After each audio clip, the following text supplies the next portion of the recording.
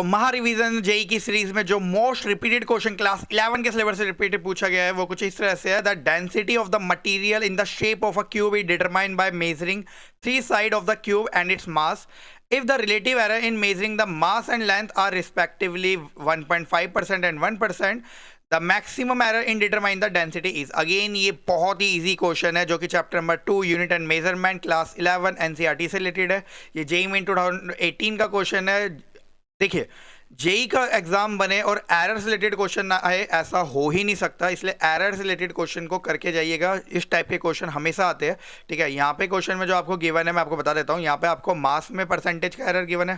ठीक है, मास के परसेंटेज का एरर गिवन है जो कि 1.5% दे रखा है आपको, और इसी तरह से आपको लेंथ का गिवन है। ठीक है, लेंथ की वैल्यू भी आपको 1% के आसपास दे रखी है, लेंथ के परसेंटेज एरर। जिसे ना पता हो कि m% का मतलब क्या होता है, तो m% का मतलब है यहाँ पे डेल्टा m अपॉन में m इंटू में 100% की वैल्यू आपको जो गिवन है वो कितनी दे रखी है 1.5। ठीक है, 1.5%। और इसी तरह से जो l% है इसका मतलब है डेल्टा l अपॉन में l इंटू में 100% की वैल्यू आपको कितनी गिवन है 1% करके। और आपको जो मैक्सिमम एरर बताना है वो डेंसिटी में बताना है। बहुत ही सिंपल क्वेश्चन है। डेंसिटी का फॉर्मूला होता है मास अपॉन में वॉल्यूम। ठीक है, यहाँ पे क्यूब है। ठीक है, यहाँ पे ऊपर लिखा हुआ था जो शेप है वो कौन सी शेप है, क्यूब की शेप है। और क्यूब का जो वॉल्यूम होता है वो आप सभी को पता होना चाहिए, जो कि होता है लेंथ की क्यूब। तो ये हो जाएगा m अपॉन में l की क्यूब करके।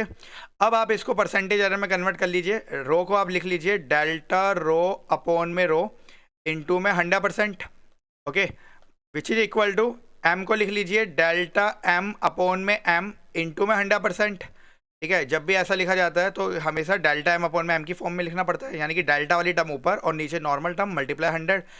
ये अपॉन में एल की क्यूब है, लेकिन एरर में सिर्फ एक ही साइन का यूज किया जाता है, होता है प्लस। पावर आगे आ जाएगी, एल की पावर 3 है तो 3 आगे, और ये हो जाएगा डेल्टा एल अपॉन में एल इंटू में 100%।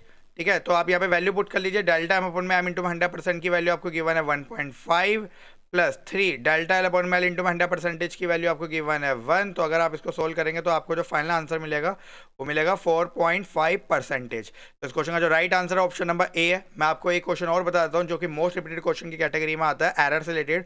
वो है Z is equal to A cube B square upon में under root C into D करके। ठीक है, इसको रिलेटिव एरर या परसेंटेज एरर में कन्वर्ट करना है तो सिंपल है। इसको लिखिए डेल्टा जेड अपॉन में Z which is equal to A की पावर 3 है, 3 आगे आ जाएगा 3 डेल्टा ए अपॉन में ए इंटू में 100 प्लस 2 आगे आ जाएगा तो हो जाएगा 2 डेल्टा बी अपॉन में बी इंटू में 100। ठीक है, 100 का साइन परसेंटेज का साइन लगा लीजिए।